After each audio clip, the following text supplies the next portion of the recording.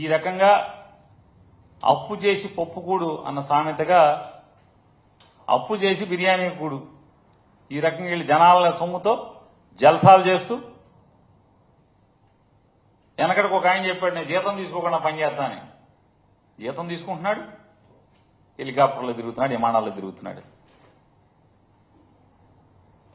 అంటే జనం సొమ్ము అయితే అల్వాలాగా ఖర్చు పెడతారు మీరు.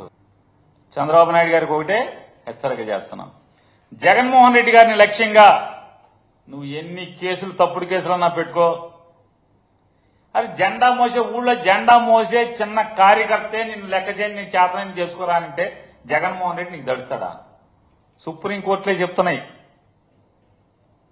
రాజకీయ ప్రేరేపిత ఈ కేసు అని చెప్పి మాకు అర్థం అవుతుందని సుప్రీంకోర్టులే చెప్పినప్పుడు ఇక మీరే సిగ్గుపడాలి. మీరే సిగ్గు ఎక్కలేని పరిపాలన మీరు చేస్తున్నారు.